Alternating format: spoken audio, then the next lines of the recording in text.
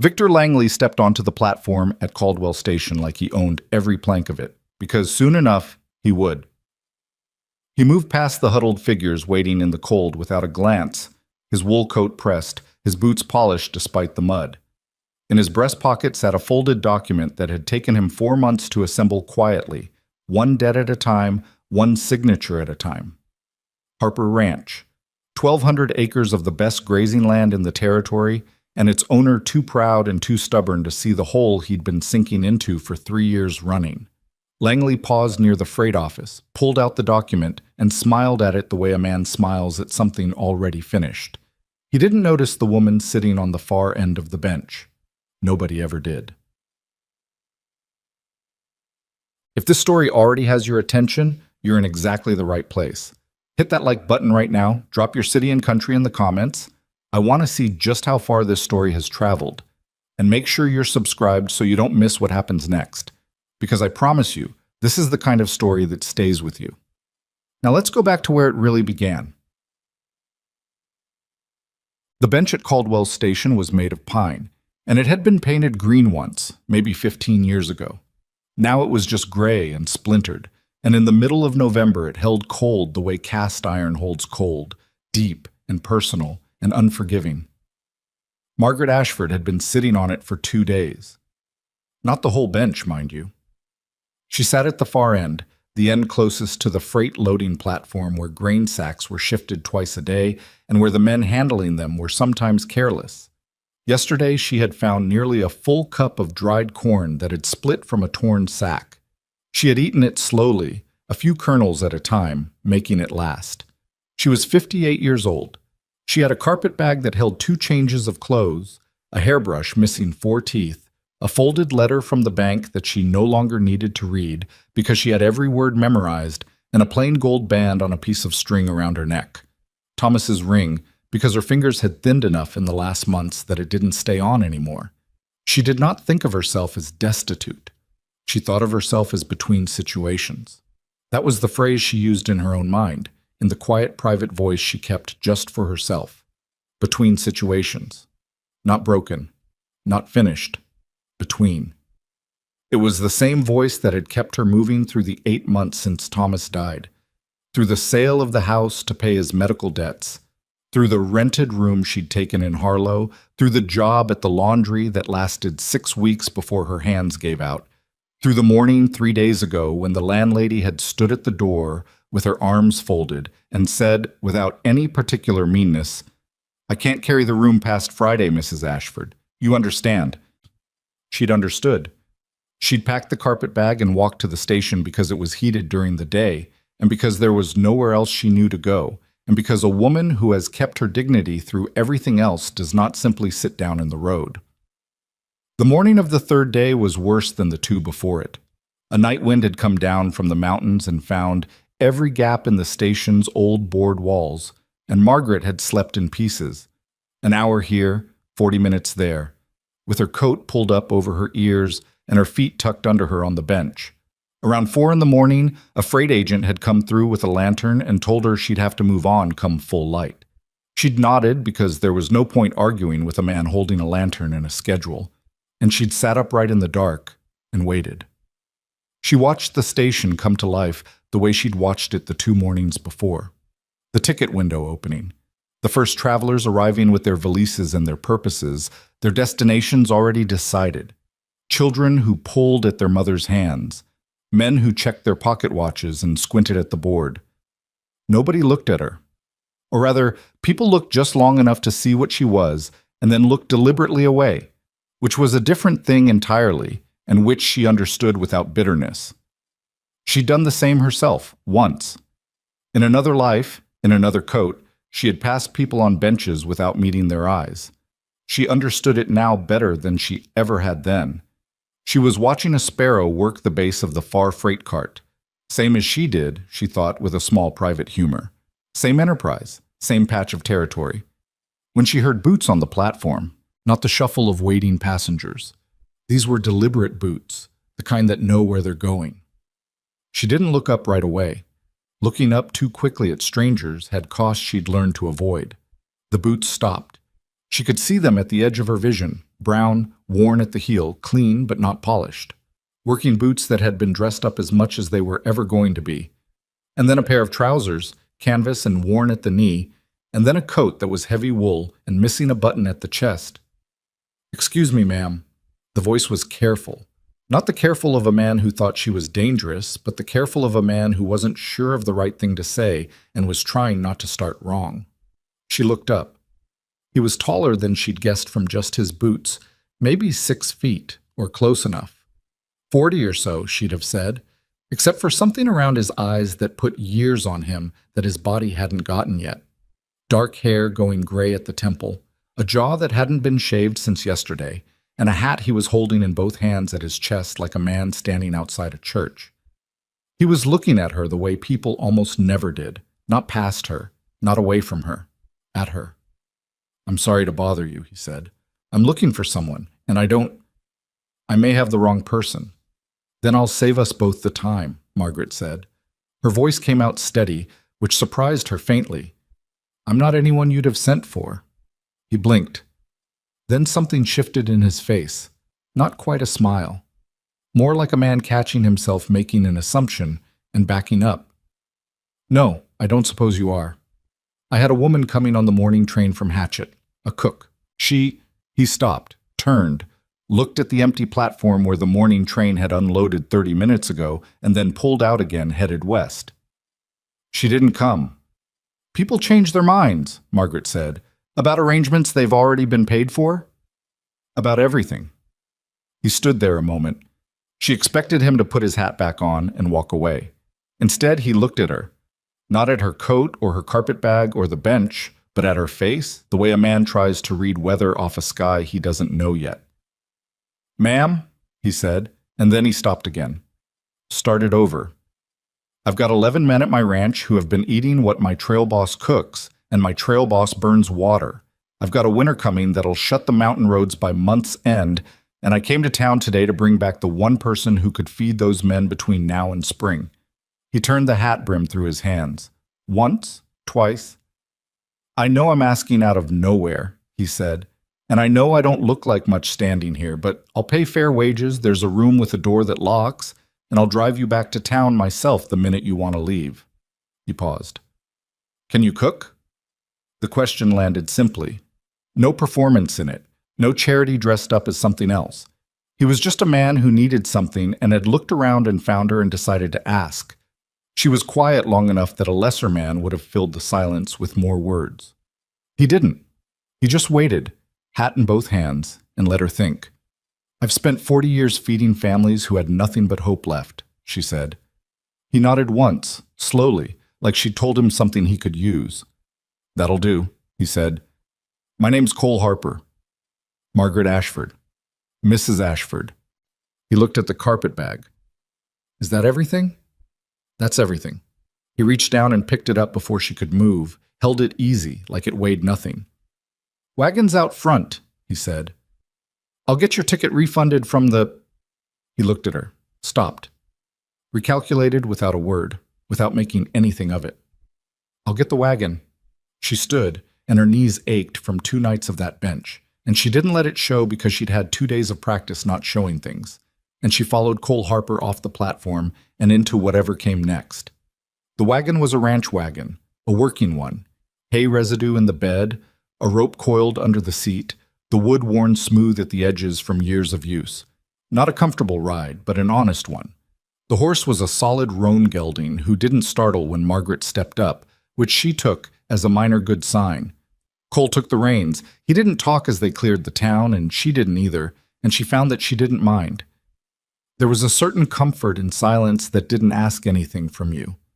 Thomas had had that. A lot of men talked to fill space. Thomas had known what space was for. She missed him in a way that had gotten quieter over the months, but not smaller. You don't get over 40 years, you just get used to carrying them. After about a mile, Cole spoke.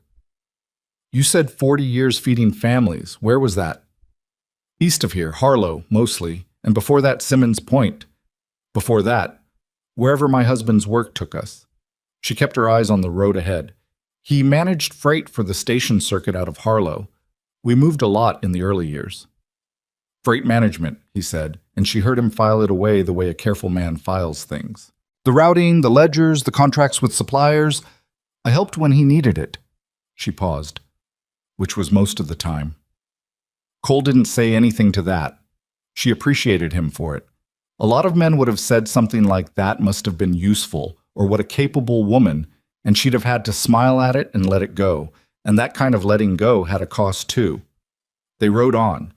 The road climbed slowly through scrub and frost-brown grass, and the mountains ahead had their first real snow on the upper faces, white against a pewter sky. Margaret watched them and thought about what she was doing, which she hadn't let herself do on the platform because you can't afford to think too hard about your options when you only have one. She didn't know this man. She had his name and his hat and the fact that he'd picked up her bag without making anything of it. She had the fact that he'd looked at her like a person. That was more than she'd gotten from most people in 8 months. She'd take it. "How many in your house?" she asked. 11 ranch hands, foreman named Dud Greer. He's been with the ranch since my father's time. No family in the house. He glanced at her, brief. My wife died 4 years ago. I'm sorry. Yeah. That was all he said, and she knew what that yeah meant. It was the same sound that answered all the condolences you eventually just wanted to stop receiving. Children? No. A pause. We tried. Another pause that closed the subject without slamming it. She nodded and looked at the road. The woman who didn't come, she said, after a few minutes. What happened?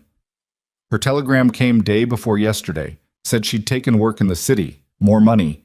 He shrugged. Can't blame her. You're not angry about it? He thought about it. Actually thought, rather than answering right away. I was for about an hour. Then I figured she had her reasons, and they were probably sound ones. He looked at the road. I don't generally stay angry at people for looking after themselves. She marked that too. The Harper Ranch revealed itself in pieces. First the fence line, then the barn roof, then the main house and the outbuildings arranging themselves around a muddy yard as the wagon came down the last slope. It was a working ranch. That was the first thing you could say about it. Everything had that look of being used and used hard. Not neglect exactly. More like a place where the work had gotten ahead of the maintenance, which is a different thing. Fences that needed reposting. A gate hanging at an angle.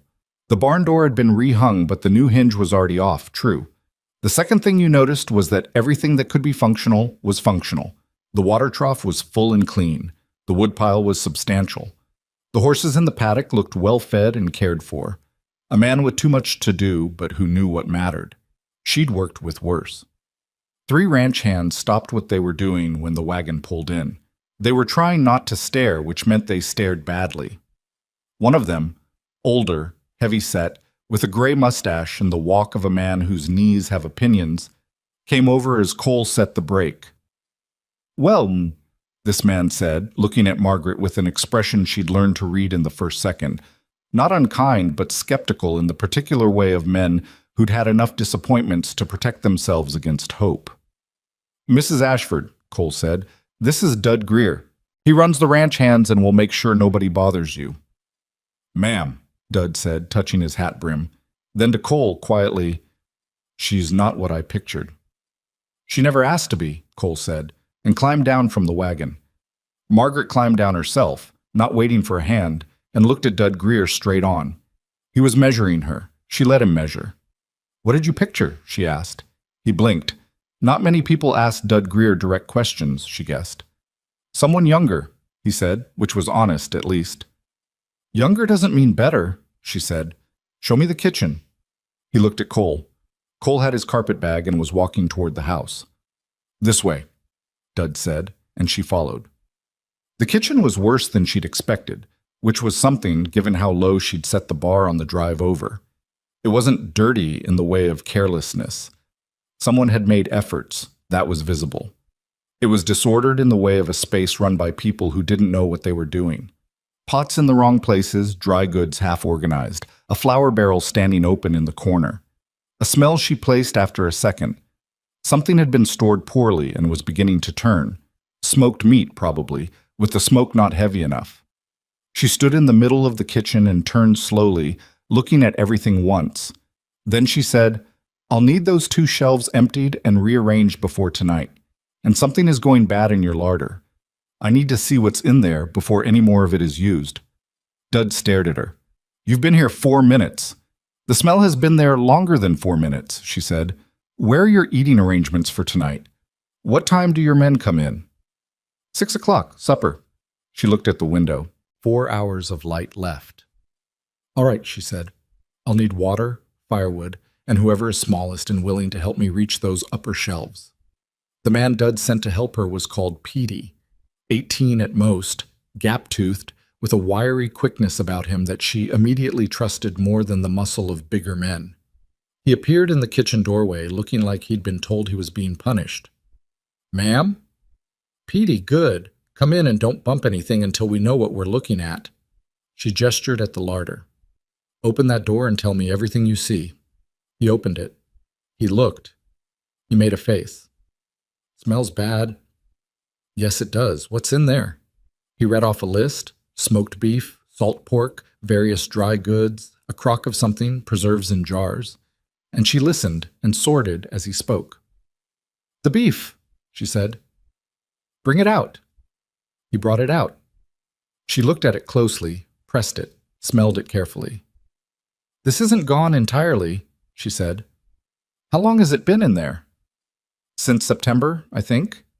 "Who hung it?" "Charlie did, but Charlie left in October." She looked at the cut again. "It's at the edge. We can save most of it if we act now. Do you have vinegar?" "I think." "Find out. And while you're looking, tell me about the crock." This was how the next 3 hours went. It wasn't cooking yet. It was triage. She moved through the kitchen and the larder the way she'd moved through emergencies all her life, which was to say, without theatrics, without sighing about the state of things, without wasting time on blame. Things were as they were. The question was always what you could do about them starting right now. The smoked beef she treated with vinegar and a dry rub of salt and pepper, and she hung it differently, lower and with better air. 2 of the jars of preserves were fine. 1 she set aside and told Petey not to use under any circumstances. The flour barrel got a lid. She found one behind the woodpile where someone had left it. And the dried beans she found in 3 separate corners of the larder got consolidated and inventoried. Then she started supper. She had potatoes, which were fine. She had dried beans soaking now, too late for tonight but ready for tomorrow. She had onions. She had the remaining smoked beef that was still good. She had a partial sack of cornmeal. She had a larder that had been a disaster 30 minutes ago and was now functional. She made a thick stew, heavier than was elegant, with the beef and the potatoes and the onions and everything seasoned properly, which turned out to be the one thing that had been missing from every meal served in this kitchen for what smelled like months. She made cornbread in the cast iron, which she found under 2 other pots in the wrong cabinet, and seasoned with the bacon grease she found hardened in a tin near the stove. At 6 o'clock, Petey carried the pot out to the dining area, which was a long room off the kitchen with a single table and 10 mismatched chairs. She stood at the kitchen door and watched the men come in. They were loud before they sat down. After, they got quiet. She'd seen it happen 100 times in her life, and it still meant something to her. That quiet that falls over people when they're eating something that actually tastes like what it's supposed to be. It's not a dramatic quiet. It's more like a group of people all deciding at the same time to stop performing and just be fed. Dud Greer was the last one to sit. He looked at the bowl in front of him for a moment. Then he looked at the kitchen door. She stepped back before he could see her looking. Cole appeared in the kitchen while she was cleaning the pot. He had a bowl too, which meant he'd eaten in the dining room with his men, not separately, which she noted. "They're asking about tomorrow," he said. "Beans," she said. "Proper ones." "That cornbread, it's fine." He was quiet for a second. "I mean, it tastes like something my wife used to—" He stopped. "Sorry, I'm not trying to—" "Don't apologize for it," she said, without turning from the pot. "If it tastes like something someone you loved used to make, that's the best thing I can hear." Another brief silence. "How's the larder situation?" he said, which was his way of changing the subject and also not entirely changing it. "Salvageable," she said. "But you were losing money every week with the way things were stored. I'll need to write up what you have and what you're missing before I can plan through the winter. She paused. I'll need an accounting of what you spend on supplies each month if you can get me that. Why? She turned and looked at him then. He was standing in the kitchen doorway with his empty bowl, and he had that careful expression on again, the one that was trying to read her. Because feeding 11 men through a mountain winter without wasting anything is half planning and half arithmetic, she said. And I've done enough arithmetic in my life to know the first number you need is what things actually cost. He looked at her for a long moment. I'll get you the ledger in the morning, he said. Thank you. He nodded once. Then he looked at his kitchen, at the shelves she'd reorganized, the larder door properly closed, the pots hung where they should be. You did all this in one afternoon, he said. It wasn't quite a question. I had 4 hours and someone willing to hand me things, she said. It's not remarkable. Maybe not, he said. And then, quietly, as if he wasn't sure he meant to say it out loud, I think it might be. He left before she could answer. She stood in the clean kitchen with her hands in the wash water, listening to the sound of the ranch settling into night, the low talk from the dining room thinning out, the sound of boots on the porch boards, someone's laugh cut short by the cold air. Her room was off the kitchen, a small room, a real room, with a door that latched and a window that faced the mountain. There was a cot with 2 blankets and a small chest for her things. She sat on the cot for a moment and held Thomas's ring in her palm without looking at it, just held it. She had not expected to feel anything like relief. She had aimed for something smaller, a roof, a door that latched, something to do with her hands. She had not budgeted for anything like the quiet satisfaction of supper going well, of a kitchen that was functional, of a man who said maybe not, and then said I think it might be, and who had the decency to look at you while he said it. She put the ring back on its string and lay down on the cot with her coat still on.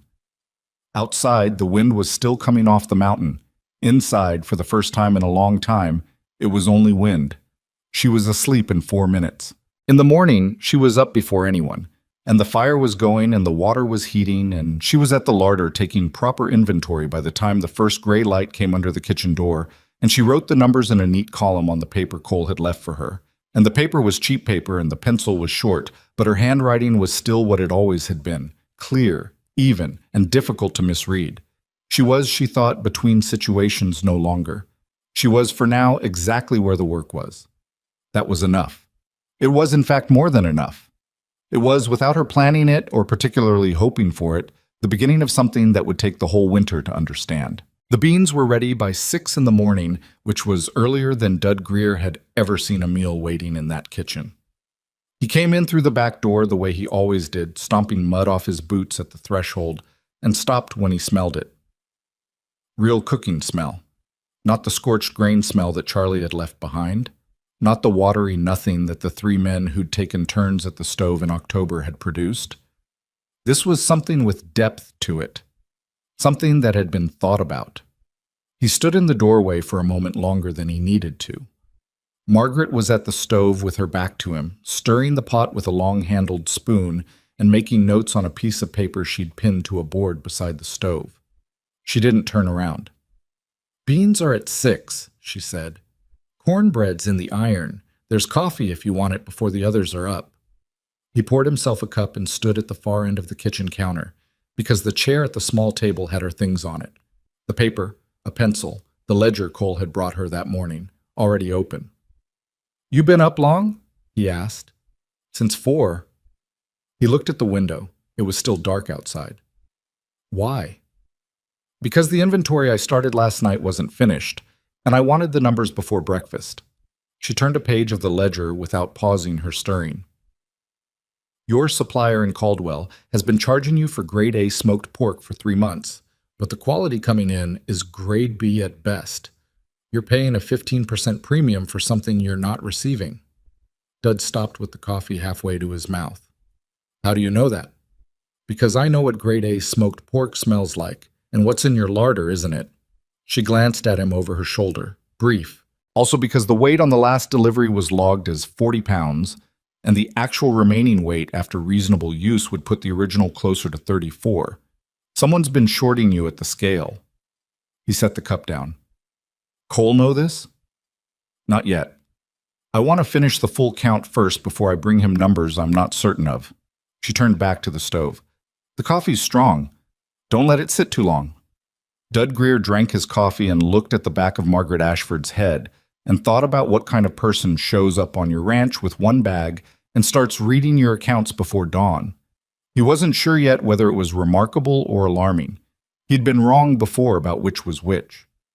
The men came in at 6, and the kitchen had already moved past the moment of the beans, because she'd also fried the remaining salt pork, the good portion, trimmed and properly rendered, and set out the cornbread from last night still wrapped in cloth, so it had stayed softer than it had any right to. There was coffee enough for everyone. The beans were seasoned with things she'd found in the back of a shelf that nobody had touched in so long the labels had faded, but the herbs inside were still good, and she'd known which ones. The ranch hands filed in the way men do when they're expecting the usual and have already made their peace with it. Then they sat down. Then the quiet fell again, the same as the night before, and this time Margaret was watching from the kitchen doorway, and she saw it happen to each of them in turn. A kind of involuntary attention, a pause in the chewing to actually taste what was in their mouths. Pete Dunbar, who was 47 and had worked cattle most of his adult life and was not a man given to commentary, said, "What's in these beans?" "Beans," she said. He looked at her. "That's not funny." "I wasn't trying to be. Beans, onion, the pork, pepper, a little dried thyme from your back shelf that someone forgot they had. That's all." He looked back at the bowl. "Huh," he said, and went back to eating. Across the table, a younger man named Roy Bassett, who was 23 and had a habit of pushing food around his plate that had driven Dud to distraction, was not pushing anything around. He was eating with the focus of a person who suddenly remembered they were hungry. Only one man hadn't sat down. He was standing near the door, arms folded, looking at the table the way someone looks at a situation they've decided they don't trust. He was older than Roy and younger than Pete Dunbar. Stocky, with a beard that was more beard than face, and a general attitude of contained dissatisfaction. "This is what she cooked?" he said, to no one in particular. Margaret looked at him. "Would you like to sit?" "I'm fine standing." "You're welcome to stand," she said. "The bowl's still hot, though, so sooner is better than later if you're eating it."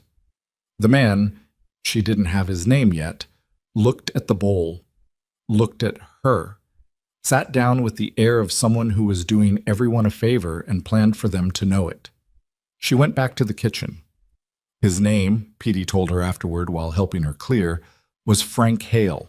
He'd been on the ranch 2 years, was one of Cole's better hands with the horses but difficult in groups, had opinions about things that he shared loudly and frequently, and had apparently told Roy Bassett the previous evening that the new cook wouldn't last a week. "Why a week?" she asked. "He said older women always leave when the work gets hard." Margaret stacked the plates without responding to this. "Did you tell him," she said after a moment, "that the work was already hard when I got here?" Petey grinned his gap-toothed grin. "No, ma'am." "Don't bother," she said. "He'll figure it out." Cole found her at the supply list around noon, where she'd moved to the small table in the main room after the kitchen was clean, because the light was better there. He came in from outside with mud on his boots and cold on his coat and stopped when he saw her. "I didn't say you could," he caught himself. "That's my accounts table." "Your kitchen table doesn't have enough light in the afternoon," she said without looking up. "I'll clear everything before supper." He stood there for a second. Then he pulled out the chair across from her and sat down with a noise that said his back was giving him trouble today. "What are you finding?" he said. "A lot." She turned the ledger toward him and put her finger on a line. "This supplier in Caldwell, you've been paying first-grade prices for second-grade product for at least 3 months, and the weights have been short." He looked at the line. His jaw tightened. "Harwick's been handling the Caldwell orders," he said. "Who's Harwick?" "He left in September." Cole looked at the ledger, turned back 2 pages, turned forward again. "Right when the discrepancy started, but..." She let that sit without saying the obvious thing, because he was already thinking it. "How much?" he said. At minimum, over those 3 months, somewhere between $60 and $80 in product you paid for and didn't receive. Possibly more if the pattern started before what I can trace from these records. He was quiet for a moment. His hand was flat on the table beside the ledger, and she could see the tension in it. "That's not nothing," he said. "No, it's not. Can you prove it well enough to take to the merchant? If you can get me the delivery logs and the original invoices, yes. The figures won't lie." She took the ledger back. "That's not the only problem in here, but it's the most immediate one." He looked at her. "What else?" "Give me until tomorrow morning," she said.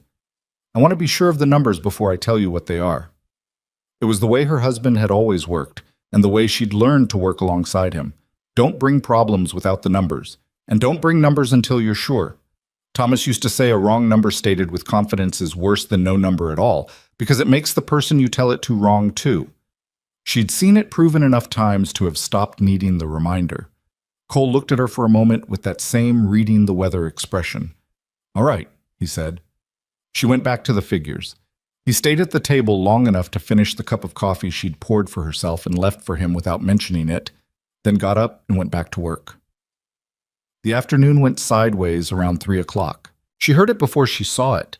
A noise from the yard that wasn't the usual working ranch noise, sharper and shorter, and then voices, and then the specific quality of silence that follows something going wrong.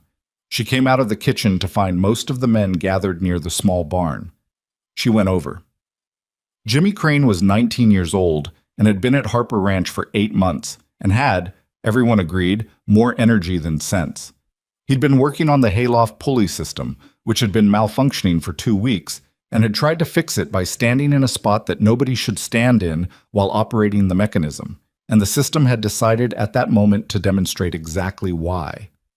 He was on the ground now, arm at an angle that made 2 of the ranch hands look away. His face had gone the color of old plaster. "Somebody get Doc Perkins," Roy Bassett said. "Doc Perkins is in Caldwell," Pete Dunbar said. "Day-and-a-half round trip." "His shoulder's out," Margaret said. Everyone looked at her. She was already moving through the group toward the boy on the ground. "Mrs. Ashford," Dud started. "Has anyone done this before?" she said, kneeling beside Jimmy. Nobody said yes. "Then stop standing there." She looked at Jimmy's face. He was breathing in that careful way that people breathe when moving means pain. "Jimmy, can you hear me?" "Yes, ma'am." Through his teeth. "The shoulder came out of the socket. I'm going to put it back. It'll hurt more before it stops hurting. Are you listening to me?" His eyes found hers. They were scared, which was appropriate, and young, which was unavoidable. "Is that going to work?" he said. "If you hold still and don't fight me." "Yes." A brief pause in which he decided something. "Okay," he said. Frank Hale spoke from somewhere behind her. "You're a cook," he said. "You can't just—" "Frank!" Cole's voice from the edge of the group. Flat. Not loud. Frank went quiet. Margaret looked at Pete Dunbar. "Kneel behind him and hold his other shoulder. Just hold it. Don't pull." Then to Roy. "Find me something he can bite down on. A piece of leather, a folded rag, anything." Roy was gone and back in less than a minute with a strip of leather from the tack room. She folded it and Jimmy took it between his teeth without being asked twice. What she knew about dislocated shoulders she had learned the hard way, over years, in places where you learn things the hard way because the alternative was waiting for help that wasn't coming. Thomas had dislocated his in a freight accident when they were 30 years old and 100 miles from the nearest physician, and she'd watched the station's oldest hand put it right, and she'd remembered every step of it because that was what she did. She watched and she remembered, and she filed things away for the moment they became necessary. She talked through what she was doing, low and steady, more for herself than for Jimmy, and she felt the angle and the position, and she gave it the movement it needed, and then a little more, and then the soft, terrible sound of it going back into place. Jimmy made a noise into the leather strip that she hoped none of his friends would bring up to him later. Then he breathed. "There," she said. She kept his arms supported while Pete Dunbar helped prop him up. She told Roy to find cloth for a sling, and he moved before she finished the sentence. She examined the shoulder again, gently, feeling for what she could feel. It went back clean, she said. He needs it immobilized for at least 2 weeks. No lifting, no overhead work. After that, he starts moving it carefully. She looked at Jimmy's face, which was returning to a more human color. You're going to be sore for a week. That's normal. Thank you, Jimmy said, which came out rougher than he probably intended. You're welcome. She stood. Her knees made their usual protests. Someone help him inside. She walked back toward the kitchen. Behind her, she heard the murmur of the group breaking up, and then Frank Hale's voice, lower now, saying something she couldn't quite hear, and then Pete Dunbar's voice responding, "Then shut your mouth, Frank." She allowed herself one small moment of satisfaction at that, which she kept entirely off her face, and then she went back to the kitchen and put the water on because Jimmy would want something hot, and it was getting cold outside. Dude came to find her an hour later while she was starting supper. He stood in the kitchen doorway the same way he had this morning, except his arms weren't folded now, and his face had a different expression on it. Not the skeptical, measuring look of a man protecting himself against disappointment, but something more careful, more considered. "Where'd you learn to do that?" he said. "The shoulder." "A long time ago," she said. "Necessary situation." "You've done it more than once?" "Twice. Today was the cleanest of the 3. He was quiet for a moment. "Jimmy's asking about you." "What about me?" "He wants to know if you're going to be here a while." She looked at the pot. She thought about the bench at Caldwell Station and the 2 nights of cold and the grain she'd picked up from the freight platform floor. And she thought about the ledger full of numbers she was going to take apart line by line because she knew how and because someone needed to. "I don't have anywhere I need to be," she said. Dud nodded slowly. He'll be glad to hear that. He turned to go, then stopped. This was becoming a habit with him, she noticed. Starting to leave and then finding one more thing. "That thing you found in the accounts," he said. "About the short waits." "Yes?" How long would it have taken Cole to find that himself? She considered the question honestly. "He might not have," she said. "Not without someone who knew what to look for." Dud nodded again. A different kind of nod this time. "He works hard," he said. "He works real hard. He stopped, thought about it. "He's better at the land than the ledger." "A lot of good men are," she said. Something in Dud's face shifted. A small release, like a man putting down something he'd been carrying at an awkward angle. "I gave him a hard time when he brought you back," he said. "In my head, I mean. I didn't say it to his face." "I know," she said. "I could tell."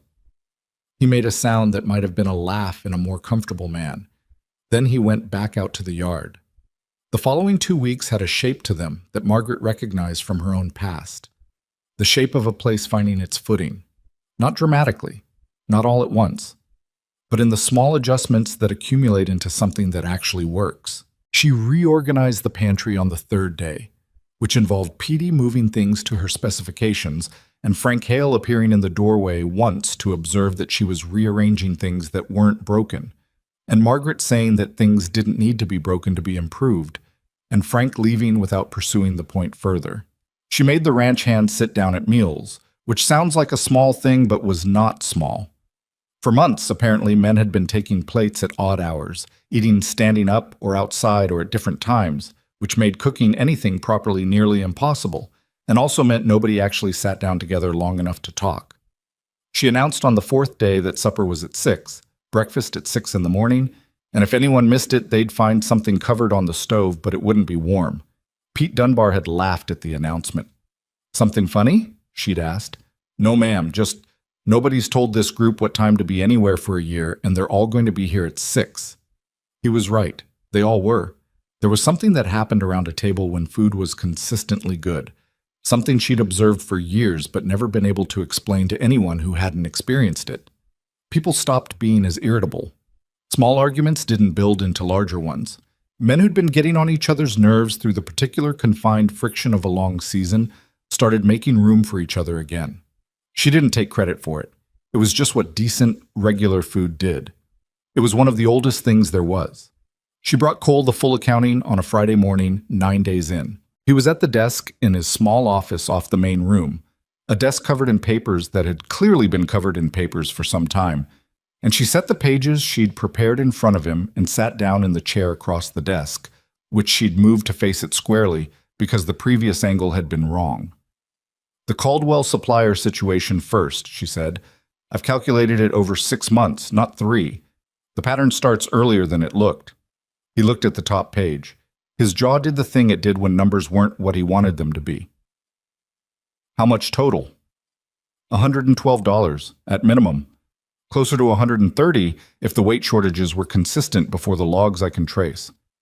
He sat back in his chair. He looked at the ceiling for a moment. That's 3 months of one man's wages, he said. Yes. And I didn't catch it. You're running 1,200 acres, she said. You can't see everything. That's not an excuse. No, she said, without softening it. It's not, but it's a reason. He looked at her.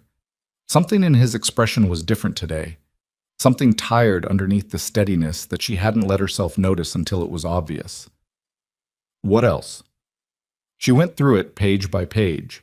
Duplicate orders for equipment that was already in the storage barn and hadn't been inventoried in 2 years. An ongoing contract with a feed merchant in the railway town that was 17% above current market rate because it had been negotiated in better years and nobody had renegotiated it since. A rotation system for the horses that was costing an extra hay expenditure of about $4 a month because of inefficient scheduling. She didn't editorialize. She just gave him the numbers and what she thought could be done about each one. He listened without interrupting, which she respected. A lot of men interrupted when you were telling them things they didn't want to hear. Cole Harper sat across the desk with his hands folded and his eyes on the pages, and he listened. When she finished, he was quiet for a long moment. If we fix all of this, he said, how much does the operation look different? On an annual basis? She turned to the last page. $340 to $380, depending on how well the renegotiation goes with the feed merchant. He stared at the number. That's significant, he said. Yes. That's the difference between... He stopped. His jaw moved slightly, like he was running figures in his own head now. That's the difference between a bad year and a manageable one. She didn't say anything because he was working through it, and he didn't need her help with that part. The feed merchant, he said. You said renegotiation. You think he'd deal? He'll deal if you can show him you know what the market rate is, and you have the option to go elsewhere. Right now, he knows you can't go elsewhere during winter. The mountain roads make it impractical. But if you go to him before the roads close and you have the numbers in front of you, you have some leverage. You know the market rate on feed? I know where to find it, she said. I've been looking at the regional trade papers that came with your mail last week. No one had read them. Cole looked at the pile of unopened newspapers and circulars on the corner of his desk. Then he looked at her. You read those? The relevant sections. A silence. Mrs. Ashford, he said. He stopped, started again. You came here to cook. I came here because you asked if I could cook, she said. You didn't ask me to stop knowing other things. It came out with a little more edge than she'd intended, and she watched him decide how to receive it. He looked at her for a moment, and then the corner of his mouth turned, and not the polite kind, the real kind, slightly crooked, like it surprised him. Fair point, he said. She gathered the pages back into order.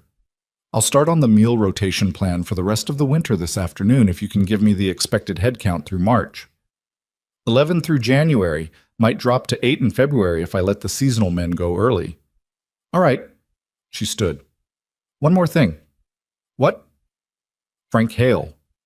Cole's expression went careful. What about him? He's going to keep being a problem, she said. Not a dangerous one, but a persistent one. I'm not asking you to do anything about it. I just want you to know I'm aware of it, and I'm not going to let it become my problem. Cole looked at her steadily. How are you going to do that? By being better at my job than he is at his, until he either adjusts or leaves. She paused. That's usually how it works. He nodded slowly.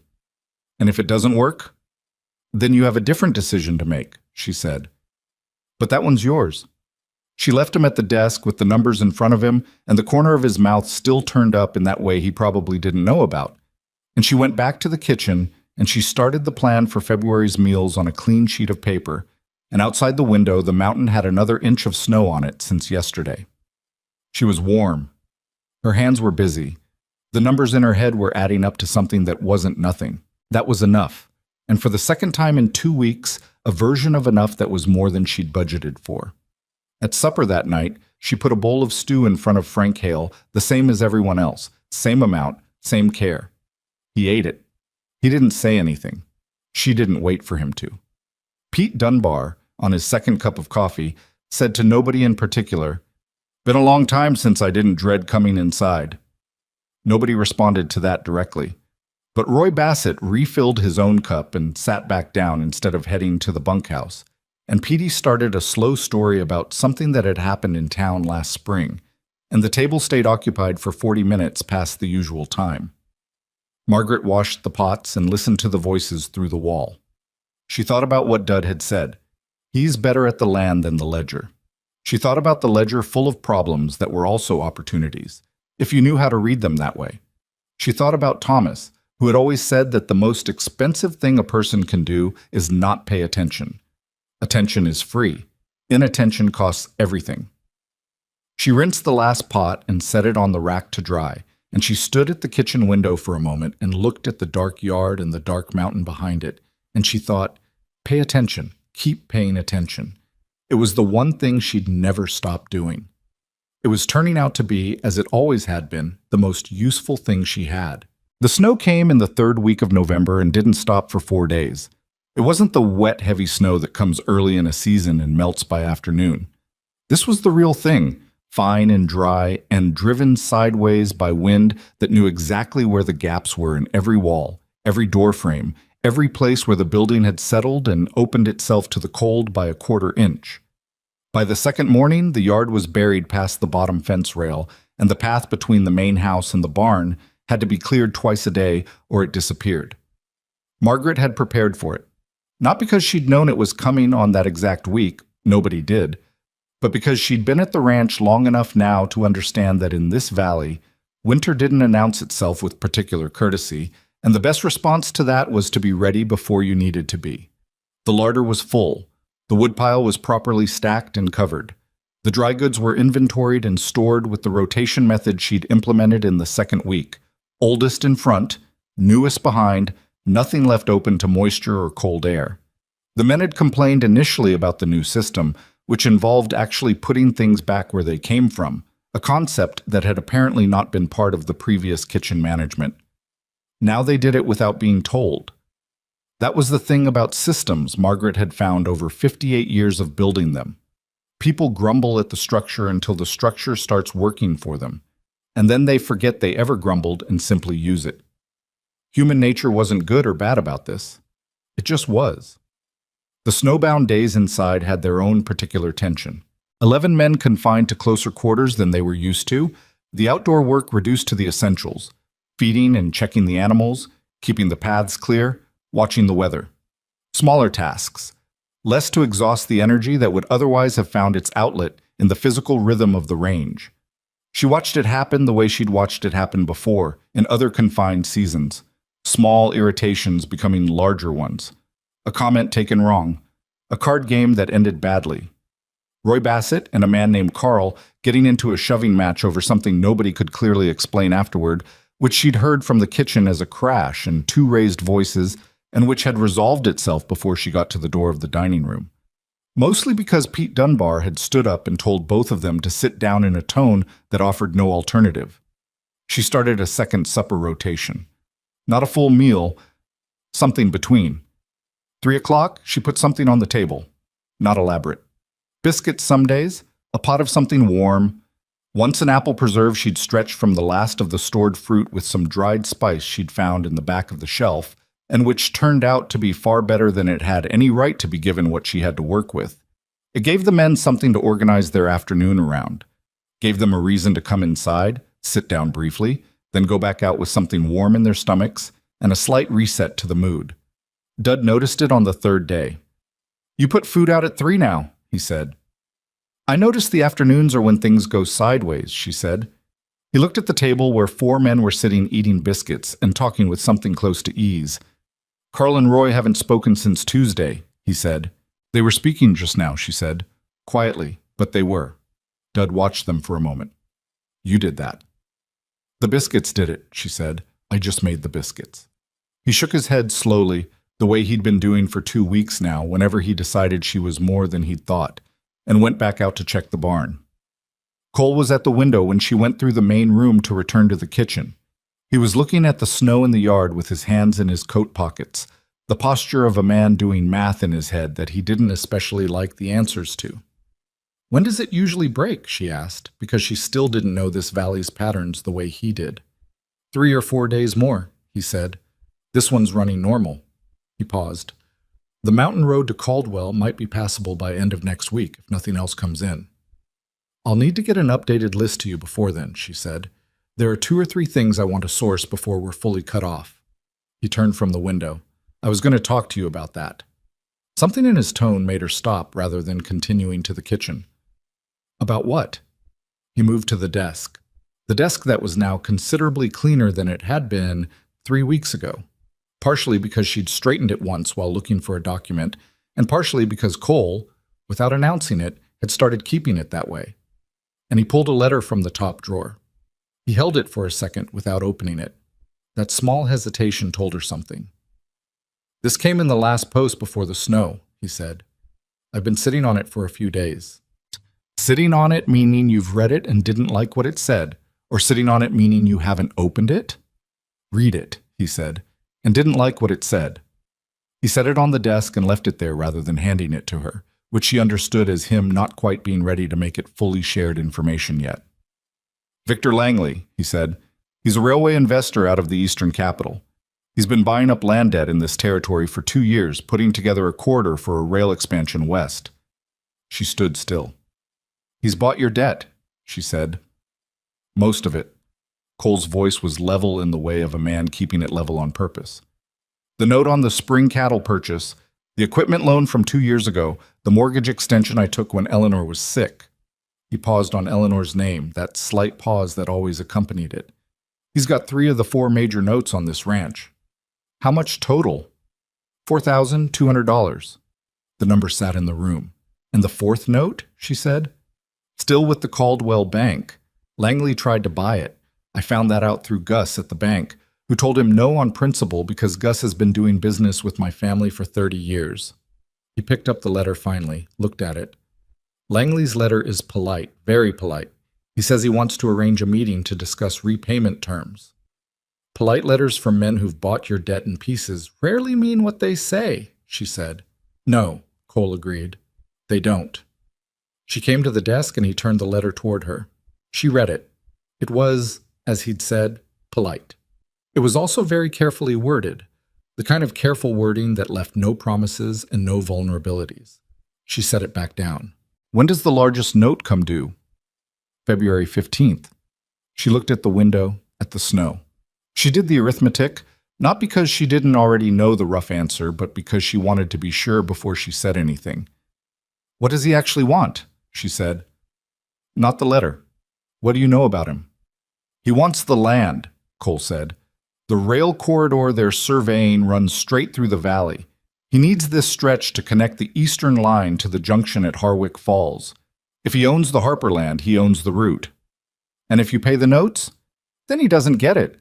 But he's betting you can't. He'd be right to, Cole said quietly. She looked at him.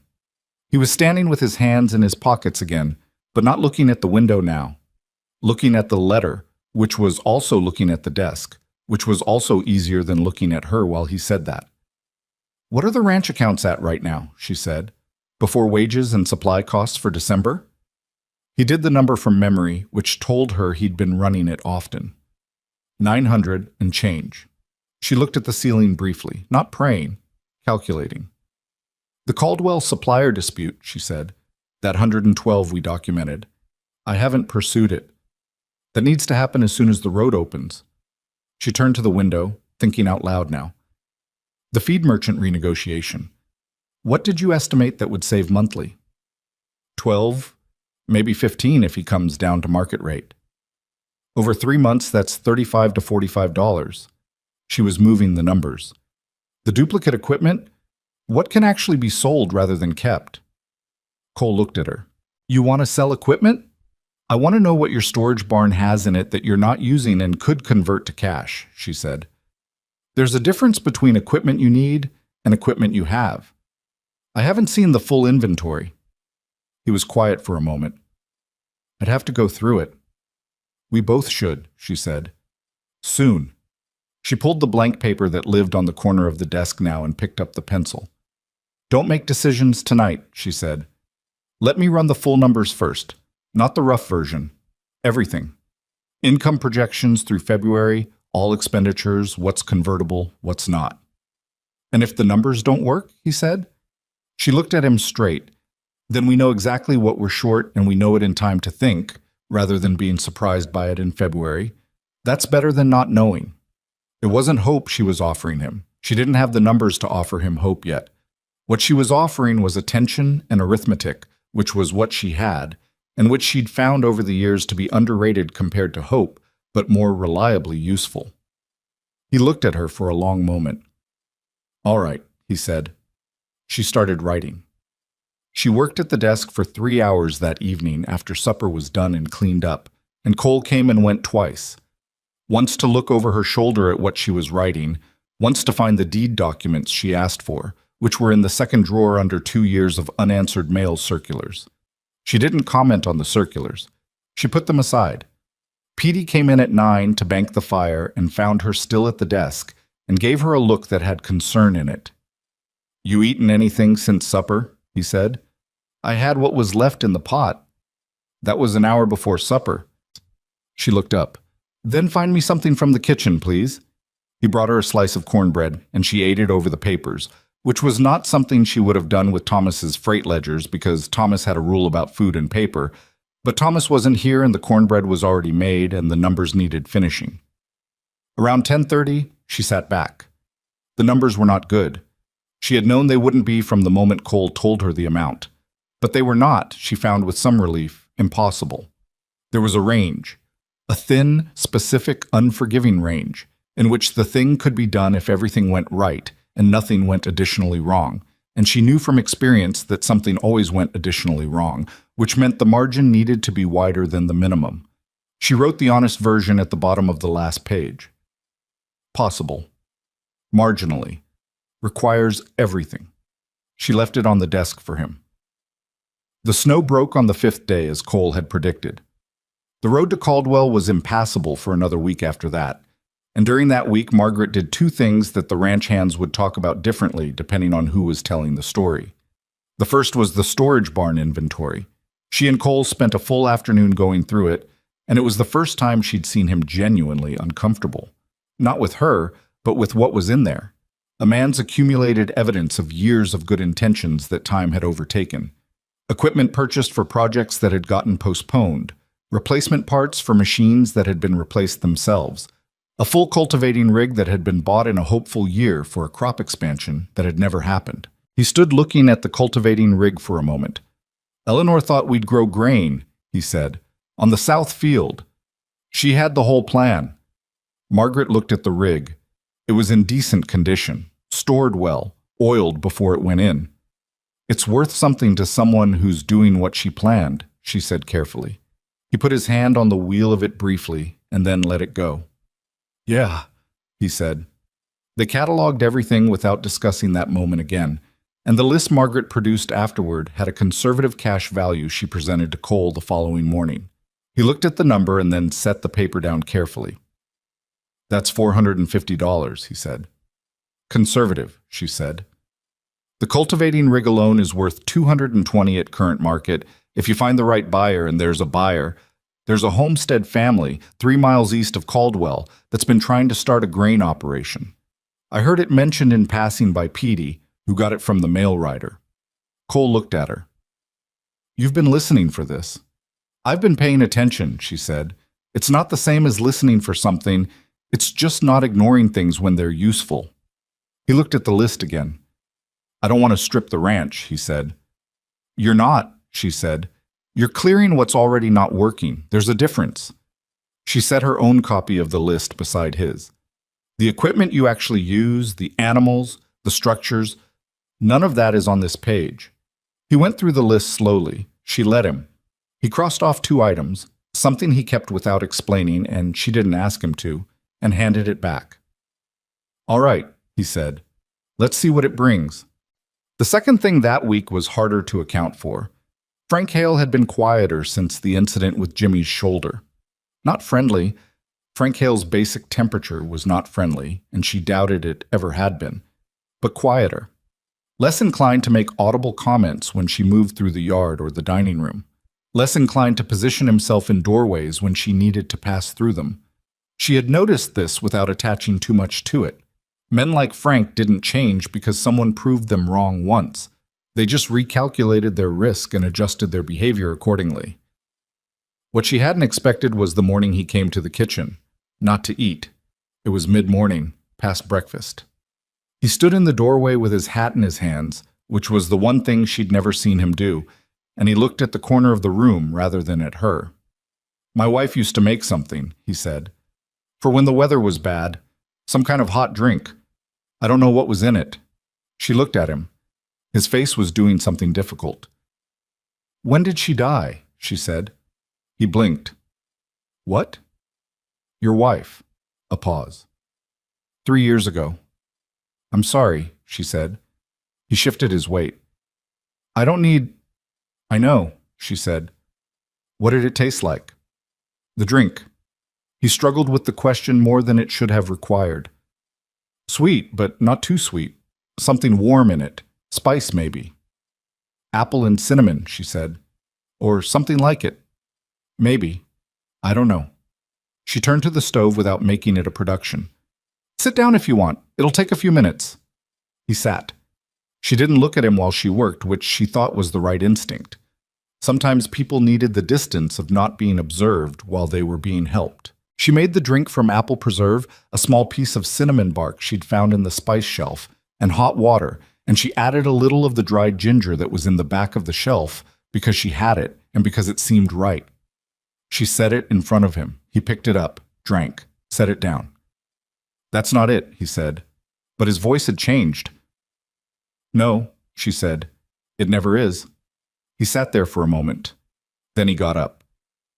"Thank you," he said to the surface of the table. "You're welcome," she said to the window. He went back out to work and she stood in the kitchen listening to the sound of his boots across the porch. And she thought about Thomas and about the accumulation of grief that people carry sideways into their behavior, all the anger that is really just loss wearing the wrong coat.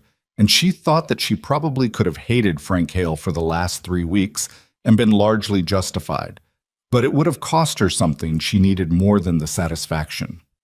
Cole found out about it from Petey, who had been in the storage room adjacent to the kitchen and had heard the whole thing through the wall.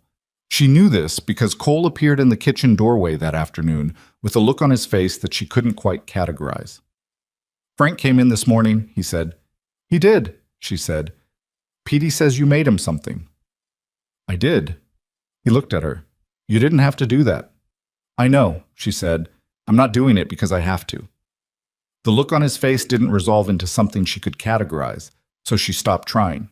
What neither of them knew yet, standing in the kitchen doorway with the afternoon light coming low and cold through the window, was that the following morning would bring the road clear enough for a rider, and the rider would bring the mail, and in the mail would be a card, small, formal, printed on heavy stock, informing Cole Harper that Victor Langley would be arriving in the valley in 10 days' time and would appreciate the opportunity to meet in person regarding the notes in his possession. The card was polite. It was the most polite thing she would read all winter, and it meant the easy part was over. Cole read the card at breakfast, after everyone else had eaten and gone out. He set it on the table and looked at it for a moment, and then looked at Margaret, who had read it over his shoulder because she'd seen his face change when he opened the envelope, and she'd needed to know why. 10 days, he said. 10 days, she said. The road to Caldwell will be open in 3 days if this weather holds, he said. I need to deal with the supplier dispute. Start moving the equipment from the list. And the feed merchant. And the feed merchant. He picked up the card, looked at it again, set it down. He's going to come here with a lawyer, he said, and a number. And the number's going to be designed to feel like a way out while being a way in. Yes, she said. You know that without meeting him. I know what the card sounds like. She picked up her coffee cup. The question is what our number is going to be when he arrives. Not his, ours. Cole looked at her. Do we have a number? We will, she said. Give me the rest of the week. He nodded. He picked up the card one more time and then put it in his coat pocket. And that small gesture, the pocket instead of the desk, the body instead of the paper, told her more than anything he'd said. He was carrying it personally, the way you carry something that feels like it might be the end of something. She understood that feeling. She'd been carrying something like it for 8 months. The difference was what you did with the carrying. She went back to the numbers. She spent the next 3 days at the desk and the kitchen table, and once, when the light was best in the late afternoon, at the small bench inside the barn door where Cole sometimes sat to go over the day's work. Anywhere the figures were visible and the thinking was clear. She was not building an argument. She was building a picture. The difference mattered. An argument could be knocked down by a better argument, but a picture of what was actually true was just the truth, and the truth had the advantage of being something you could navigate by even when it wasn't what you wanted to see. On the 5th day, she went to Cole.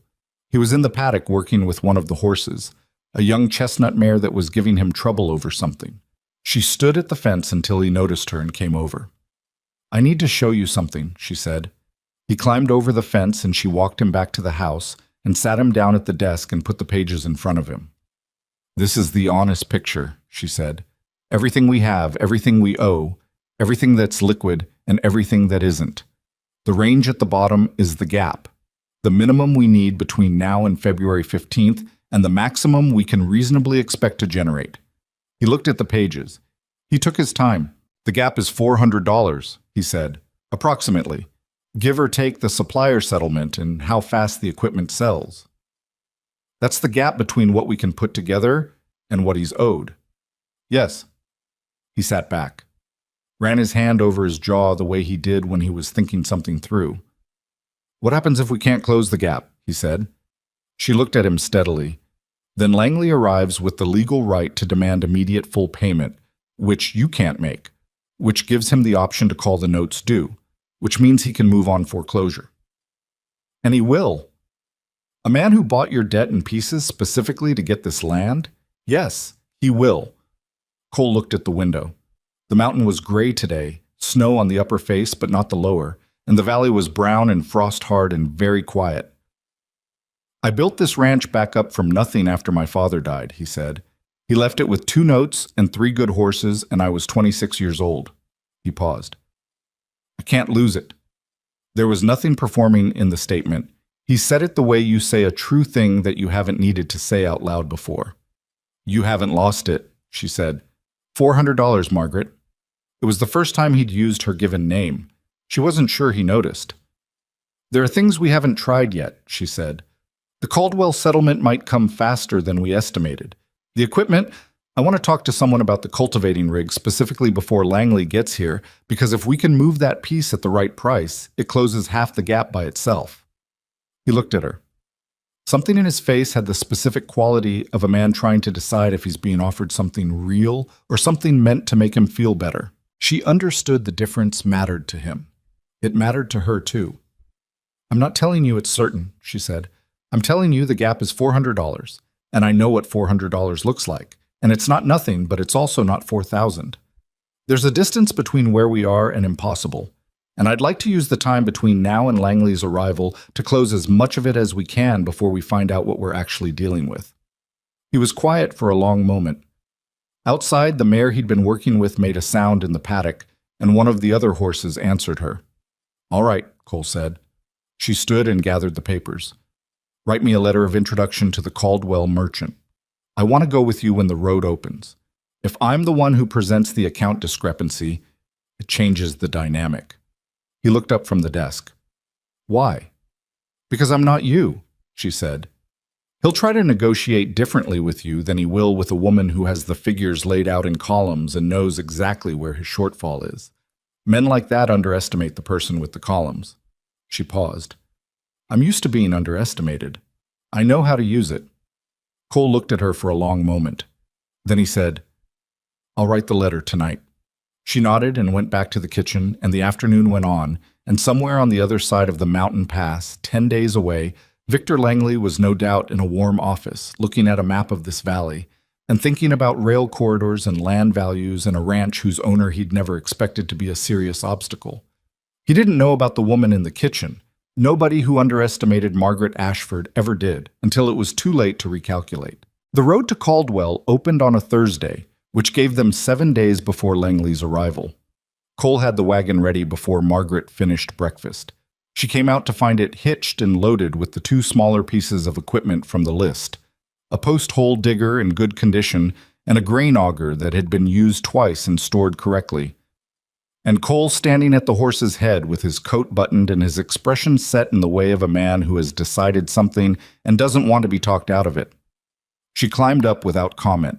He handed her the leather satchel she'd prepared the night before: figures, invoices, the documented discrepancy laid out in the clean columns she'd spent 2 evenings on, and she set it on her lap and they went. The road was passable, but not comfortable. The thaw had softened the ruts and the wagon rocked badly in the low places, and twice Cole had to take a line around a muddy section that had the look of a spot that would swallow a wheel if you tried it direct. She held the satchel and said nothing and watched the valley floor widen as they came down out of the ranch land toward town. "Who are we seeing first?" she said. "Merchant or the bank?" "Merchant," she said. "The bank I can handle in an hour. The merchant will take longer if he decides to argue." "He'll argue," Cole said. "Warren Stills has been arguing professionally for 30 years. "Good," she said. "I prefer when people argue. It means they're engaged." Cole glanced at her sideways. "That's an unusual way to look at it. When someone goes quiet in a dispute, they're either surrendering or planning something worse," she said. "Arguing means they're still trying to win the normal way." He thought about that for a moment and then nodded, which was his version of acknowledging a point. Warren Stills operated out of a low building on the main street of Caldwell that had general merchandise and provisions painted in letters that had once been red and were now a color that no longer had a name. He was 55, broad across the shoulders, with the confident posture of a man who'd been the largest supplier in a small market long enough to stop considering that anyone might know something he didn't. He came out from behind the counter when Cole walked in and shook his hand with the warmth of someone who expected to control the conversation. Then he looked at Margaret. "Mrs. Ashford," she said. "I manage accounts for Harper Ranch." Something shifted in Still's expression. Not hostility, more like the slight recalibration of a man who'd prepared for one kind of meeting and found himself in a different one. "Well," he said, with a smile that was doing a lot of work. "Always glad to see the people behind the numbers." "I imagine," she said. "Could we use the table in the back?" He looked at Cole. Cole nodded. The back table was where Stills did his serious conversations, which meant it had the quality of a space designed to make the other party feel like a guest in the merchant's own territory. A chair slightly lower on the far side, the window at Stills' back so the light was in the visitor's face. Margaret had been in rooms like this before. She sat down and opened the satchel and spread the papers on the table facing her, not facing Stills, and pulled her chair forward so the table edge was where she wanted it. "I'll start," she said, "by saying that Harper Ranch values its relationship with your establishment, and we're here today to resolve a discrepancy, not to make accusations." Stills settled back. "I appreciate that approach. The past 6 months of invoices show charges for grade A smoked pork across 14 deliveries," she said. "The product received across those deliveries was, by weight and quality assessment, grade B. The premium difference between grade A and grade B at current regional market rates is 11 cents per pound." She put the first page in front of him. "At the logged weights, that's an overcharge of $64.30. Stills looked at the page. His face did not change, which was itself a kind of information. "Additionally," she said, putting the second page beside the first, "the logged delivery weights across 8 of those 14 deliveries do not align with the remaining inventory weights I was able to calculate from usage records. The shortfall across those 8 deliveries totals approximately 41 pounds. She looked at him. "At grade A prices you charged, that's an additional discrepancy of $12.80. Stills looked at both pages. His jaw moved slightly. "Mrs. Ashford," he said in a measured tone, "weights can vary with transport conditions, yet settling, moisture." "Yes," she said, "which is why I used a conservative figure rather than a precise one, and why I've documented only the 8 deliveries where the shortfall was above the range of reasonable transport variance." She put her finger on the column of numbers. "These 8 are outside that range." A silence. "I need to review my own records," he said. "Of course," she said. "We can wait." She folded her hands on the table. Cole, sitting beside her, said nothing. She'd told him on the ride down that his job in this meeting was to be present and let her work. And to his credit, he'd agreed without making it difficult. Stills went behind the counter and spent 10 minutes with his ledger. She could hear pages turning. Once, a pause that went longer than the others. She looked at her own figures and waited. He came back. "I can acknowledge a discrepancy," he said, sitting down, "though I'd put the figure closer to $60 total, not $77. "I'd expect you to put it closer to 60, she said pleasantly. "The difference is in how we account for the transport variance. If you'd like to go through the specific deliveries I've flagged, I can show you exactly how I calculated the range I excluded." He looked at her for a moment. "That won't be necessary," he said. "What is it you're proposing?" "A credit of $77.10 against future orders," she said. "Applied immediately. Additionally, the ranch's next 3 supply orders will be invoiced at Grade B pricing unless I personally verify the incoming product is Grade A." "That's a significant... It's what the documentation supports," she said, "and it keeps the business relationship intact, which I think is valuable to both of us." She paused. "The alternative is to present what I have to the Merchants Association in Caldwell, which I understand meets monthly. I'd rather not do that. It's more paperwork for everyone." Another silence. Stills looked at Cole, who looked back at him with an expression of polite neutrality. $77, Stills said, "and the verification arrangement on the next 3 orders." He picked up the papers. He looked at them one more time, and she watched him do the calculation she knew he was doing. How much this cost versus what it cost to fight it, versus what a Merchants Association inquiry would cost in reputation and time. "Done," he said. He signed the credit agreement she'd drafted the night before, which she'd brought already prepared because she'd thought it probable they'd reach an agreement, and it was better to have the paper ready than to give him overnight to reconsider. Outside on the street, Cole walked to the wagon and then stopped and looked back at her. "You had the paper ready," he said. "I had the paper ready," she confirmed.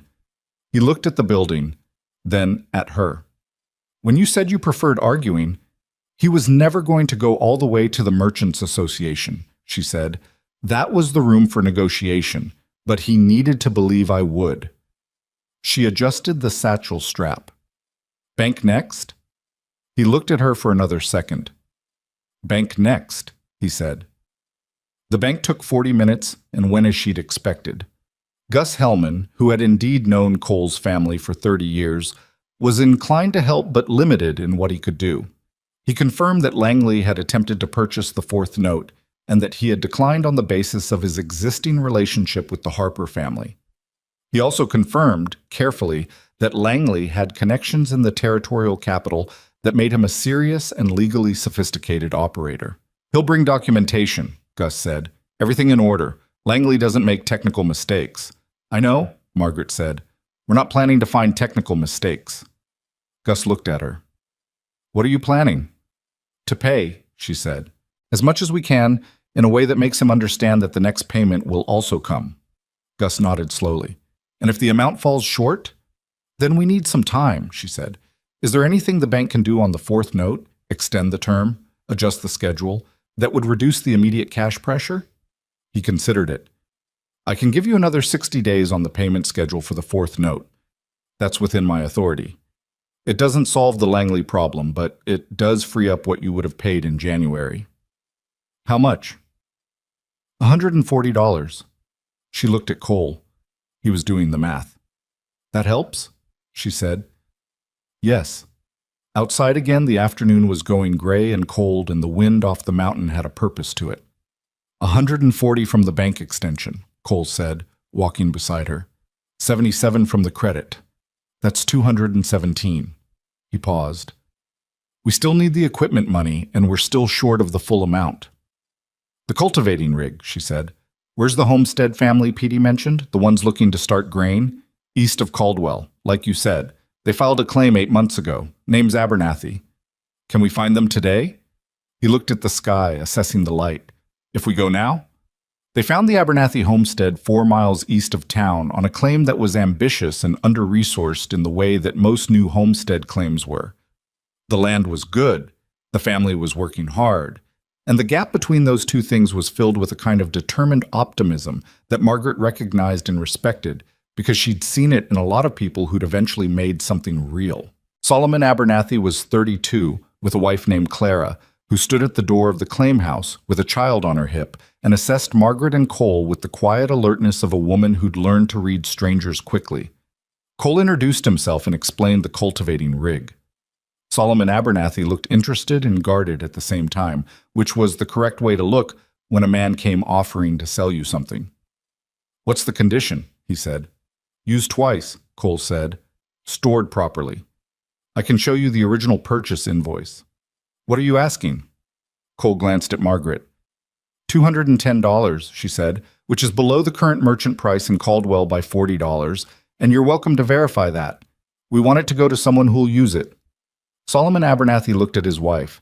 Clara Abernathy looked at Margaret with an expression that was reassessing something. We'd want to see it first, Clara said. Of course, Margaret said. We can arrange for you to come to the ranch, or we can bring it to you. Whatever works for your family. Clara looked at her for another moment. You manage the accounts, you said. I do. How long have you been at Harper Ranch? About a month. Clara Abernathy nodded slowly, the nod of a woman recognizing something without needing to name it.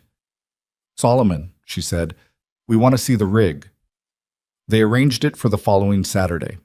On the drive back, the light was going fast and the road had refrozen in the dropping temperature, which made the wagon knock and pull, and Cole drove with his attention on the horse, and Margaret sat with the satchel and the numbers. If Abernathy buys, she said, and the credit from Stills and the bank extension, we're short about $40, Cole said. Maybe $35 if the other small pieces from the list sell. We need to sell them before Langley arrives, she said. Is there a buyer in Caldwell? Hardware merchant might take the auger, post hole digger, maybe the livery. Then we do that tomorrow, she said. Go back in. He was quiet for a moment. That's 2 days in Caldwell. I know. The ranch needs... Dud can manage 2 days, she said, and Petey knows the kitchen routine well enough to hold it together. This matters more right now. He was quiet again, and she could hear him working through the same thing she was. The calculation of what could be put off and what couldn't, the arithmetic of priority that is different from regular arithmetic because it has a human cost built into every variable. All right, he said. The hardware merchant took the auger at $40, which was 10 less than she'd hoped and 15 more than he'd opened with. The livery took the post hole digger at $22. Combined with the credit from Stills and the bank extension, they were carrying numbers that were still short of $4,200 by a distance that made her stomach tighten when she wrote it down honestly. But they had 5 days left, and she had one more idea. She brought it to Cole that evening, back at the ranch, at the desk after supper. The duplicate orders, she said. The equipment that was ordered twice in September, Sergi, the fencing supplies. He looked at the inventory page. We have twice what we need. The Abernathy homestead is fencing their south boundary this spring, she said. I know this because Clara Abernathy mentioned it while you and Solomon were talking about the rig. They're going to need posts and wire. She looked at him. We can sell them half our fencing supply at cost, which is better than what they'd pay in Caldwell, and which converts supplies we'd never use into cash. Cole stared at the page. That's... He ran the figures. At cost, that's $60. 63, she said. He sat back in the chair. She watched his face move through the math and come out the other side at something that was close to belief but hadn't quite reached it yet. If Abernathy buys the rig Saturday, he said slowly, and the fencing supply. We're within $12 to $15 of the full amount, she said, which is a gap that the remaining small items on the list can close, or that the Abernathy deal itself might close if we negotiate the transport into the price. He was looking at her. The lamp on the desk threw a steady light across the papers between them, and she could see him clearly, could see the thing in his face that had been in it since the card from Langley arrived, but was now, for the first time, sitting slightly differently. $12 to $15, he said. Approximately. I want to be careful about the approximately, because something always goes additionally wrong. She looked at him. Yes. You said that before, when we first looked at the numbers. It's still true. He nodded. He picked up the page with her figures and looked at it for a moment. My father used to say that a ranch doesn't fail because of one bad year, he said. He said it fails because of 100 small bad decisions that nobody noticed. He set the page down. I've been making small bad decisions for 3 years. She didn't argue with him because he was right, and he knew he was right, and what he needed was an absolution for it. The decisions are being corrected, she said. That's what matters now. He looked at her across the desk. I want to ask you something, he said. All right? When Langley comes, and he's going to come with a lawyer and documents and whatever argument he thinks closes the door on us, I want you there. She looked at him. In what capacity? In the capacity of the person who understands these numbers better than anyone else in this valley, he said. And the person who, when someone comes at her with something official-looking and politely worded, doesn't fold. She thought about Warren Stills and the table with the bad chair angle and the window at his back. I'll be there, she said. Saturday came cold and clear, which was its own kind of mercy. Solomon and Clara Abernathy arrived at the ranch in their farm wagon at 9 in the morning, both of them, with the child and an older girl Margaret hadn't seen before. Clara Abernathy was the kind of woman who brought her whole family to a business meeting because the whole family was the business, and Margaret respected that without needing to say so. Cole showed them the cultivating rig in the storage barn. Solomon walked around it 3 times, crouched down to look at the wheel connections, tested the adjustment mechanism, looked at the blade angles. Clara watched her husband and also watched Cole, and also, Margaret noticed, watched her. It's in better condition than I expected, Solomon said finally, for a piece that's been sitting. It was oiled before storage, Cole said. My wife's idea. She was careful about equipment. A small silence. 210, Solomon said. That's firm? Cole looked at Margaret. That's where we start, she said. We also have fencing supply. Posts and wire, half a barn's worth, priced at $63, which is below the Caldwell merchant rate. If you take both together, we can bring the rig to your claim with our wagon at no additional cost. Clara looked at her husband. Solomon Abernathy was the kind of man who wanted to negotiate on principle. She could see that, and she let him have a moment of silence to do it internally. 202 on the rig, he said. 63 on the fencing, transport included. She looked at him steadily. 208 on the rig. The fencing stands at 63 because it's already below market. Transport included. Another silence. Solomon looked at Clara. Clara gave him the small nod of a woman who has already done the math and found it acceptable. Done, Solomon said. They shook hands in the yard, and Margaret stood to the side while Cole and Solomon worked out the delivery schedule, and Clara Abernathy came and stood beside her. You've done this kind of thing before, Clara said. It wasn't a question. A long time ago, Margaret said. How long have you actually been at this ranch? A month and a few days. Clara looked at her sideways. And in a month and a few days, you know the inventory, the supplier accounts, the market rates, and what my husband needs for his south boundary fence? I pay attention, Margaret said. Clara was quiet for a moment. The cold air moved between them. The older girl was running in the yard, and the child on Clara's hip was watching Cole with the focused stare of a small child encountering a tall man for the first time.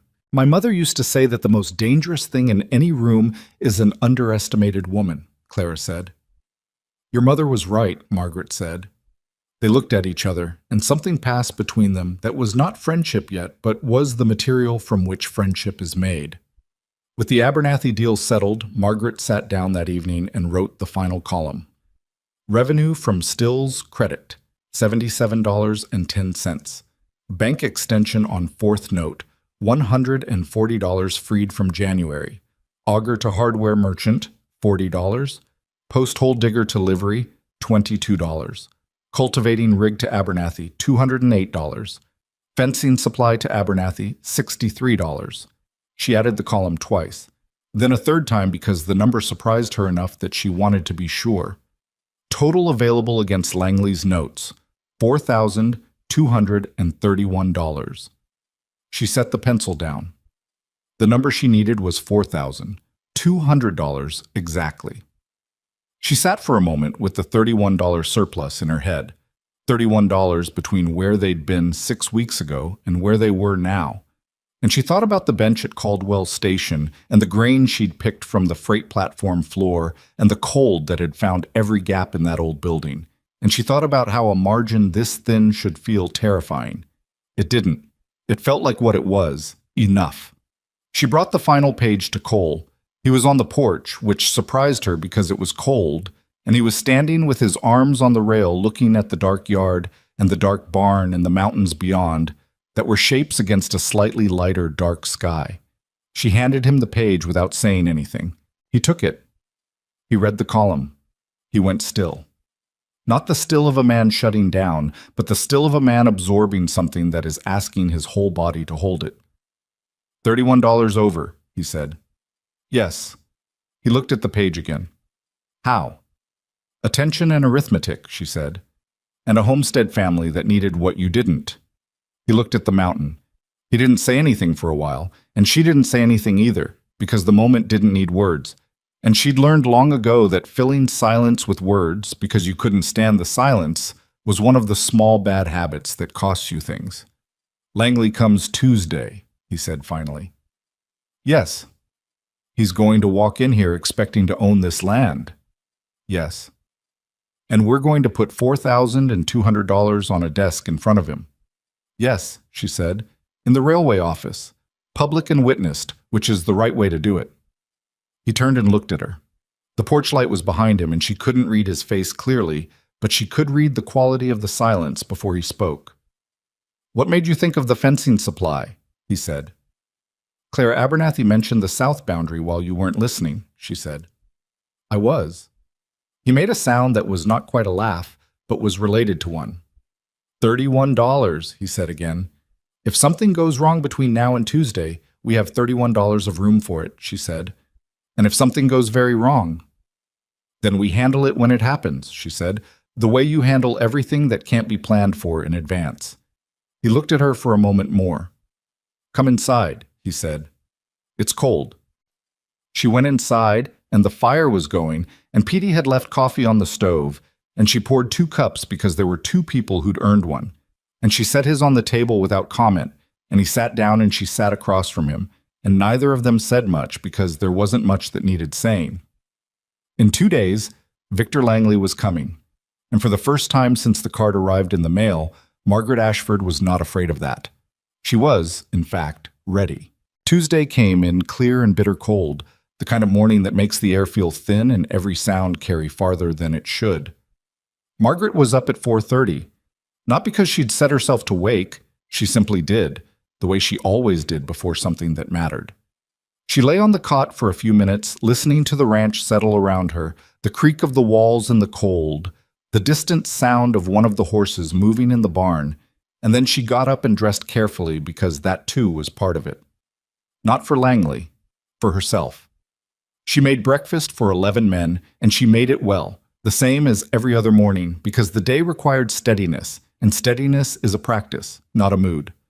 You don't become steady when you need to be. You are steady because you've been practicing it every ordinary day that came before.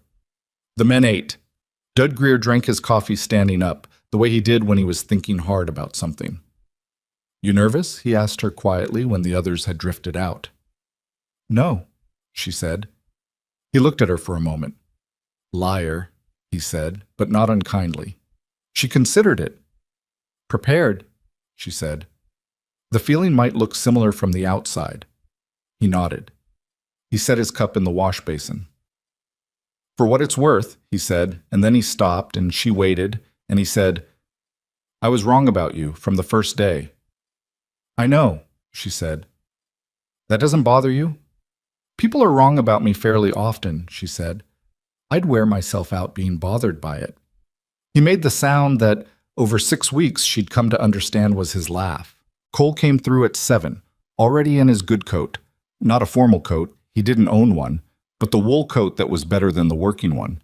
And he looked at her with a question in his face that she answered before he asked it. Everything is ready, she said. The papers are in the satchel.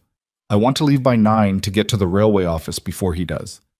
He'll be on the 10 o'clock from the Eastern line, Cole said. His message said that. Then we want to be there at 9:30, she said. The room matters. Where you're standing when someone walks in matters. He looked at her. You've done something like this before. Not exactly like this, she said, but close enough. He nodded and went to find his hat. The railway office at Caldwell Station was a single room that served multiple functions: ticket sales in the morning, administrative business in the afternoon, a meeting space when the station master, a careful man named Oliver Pruitt, decided a matter was significant enough to warrant it. She had spoken to Pruitt the day before, explained the nature of what was happening in terms precise enough to make him understand and general enough not to alarm him, and he had agreed to make the room available and to be present himself as a witness.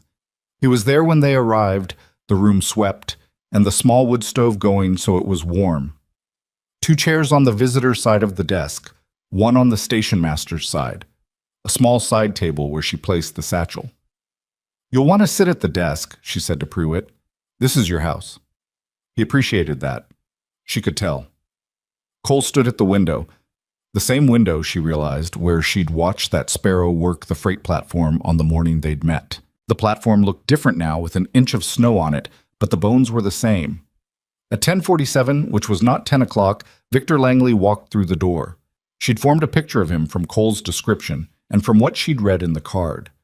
A picture of a particular kind of man, the kind who moves through the world with the confidence of someone who has never needed to wonder whether he belongs in the room.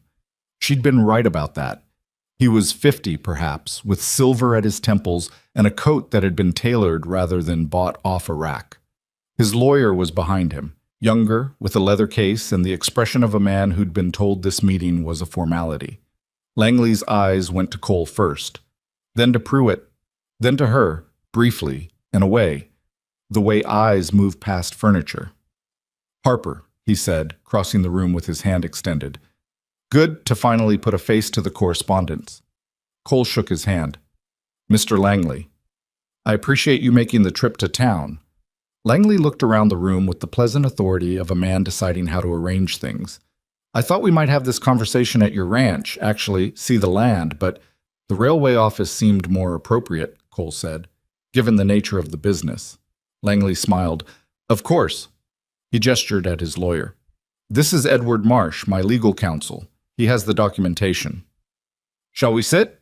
Pruitt said, with the slightly formal tone of a man who'd decided to take his role seriously. They sat, Langley and Marsh on one side of the desk, Cole and Margaret on the other, Pruitt at the head. Langley's gaze moved to Margaret again. This time he let it land. I don't believe we've been introduced, he said. Margaret Ashford, she said. I manage accounts for Harper Ranch. A small pause. Something moved behind Langley's eyes, a quick reassessment that he covered smoothly with a courteous nod. Mrs. Ashford, he said. I wasn't aware Mr. Harper had brought on an account manager. He hadn't needed one before, she said pleasantly. Circumstances change. Marsh was opening the leather case. He produced a document, several pages, bound, the kind of document that has been prepared by someone who knows what they're doing, and placed it on the desk. The notes in Mr. Langley's possession, Marsh said. 3 instruments, as documented. The spring cattle purchase note, the equipment loan, and the mortgage extension, all current in their terms, all properly transferred to Mr. Langley's holding. The total due on February 15th is $4,200. Yes, Margaret said. We're aware of the amount. Langley leaned back in his chair with the ease of a man watching something proceed exactly as planned. She knew that ease. She'd seen it in worn stills before the pages came out of the satchel. "I want to say, before we discuss terms," Langley said, "that I have a great deal of respect for what you've built here, Harper. This valley is something. It's exactly because this is exceptional land that I've invested in being part of its future." Cole said nothing. She'd told him on the drive over, let Langley talk. Let him say the things he's planned to say. Don't interrupt the performance because people who are performing don't listen while they're performing, and you want him listening when the moment matters. "I think there are options here that serve everyone," Langley continued. "I'm not here to take land. I'm here to be a partner in its development." "What kind of options?" Cole said. "The rail expansion through this valley is coming regardless," Langley said. "The question is whether Harper Ranch is part of that future or in the way of it. If we can reach an agreement today, a reasonable arrangement on the land that the rail corridor requires, a right-of-way with fair compensation, the notes become a very different conversation." There it was. She'd known it was coming, but hearing it stated clearly was still its own kind of thing. Cole looked at the desk. "You want the South Corridor." "A right-of-way through the south portion of the property," Langley said. 300 acres. In exchange, I restructure the notes on favorable terms. Extended period, reduced rate, and the rail access itself increases the value of your remaining land considerably. He said it smoothly. It was a good offer, in the way a trap with comfortable cushioning is a good trap. 300 acres is a quarter of the ranch, Cole said. The least productive quarter, Langley said, with the confidence of a man who'd had someone assess it. The south grazing area. You retain the prime land. The south grazing carries 200 head through winter, Cole said. It's not unproductive. Langley tilted his head graciously. I understand the sentiment. It's not sentiment, Cole said. It's a number. A slight pause. Langley looked at Cole with the recalibrated attention of someone who'd expected less. Margaret opened the satchel. Mr. Langley, she said, we appreciate the offer and we understand the reasoning behind it. However, we're not here to negotiate a right-of-way. She placed the payment document on the desk. It was her document. She'd drafted it with the same care she'd given every page in the satchel, and it was on clean paper with a clean hand, and every figure was correct. We're here to satisfy the notes in full, she said. Langley looked at the document. His expression did not change, which was impressive, and also told her she'd hit something he hadn't expected. The full amount, she said, $4,200, documentation of payment, return of the original instruments, and a release in full of any claim arising from those notes. She looked at him steadily. Mr. Pruitt is here to witness the transaction. A silence.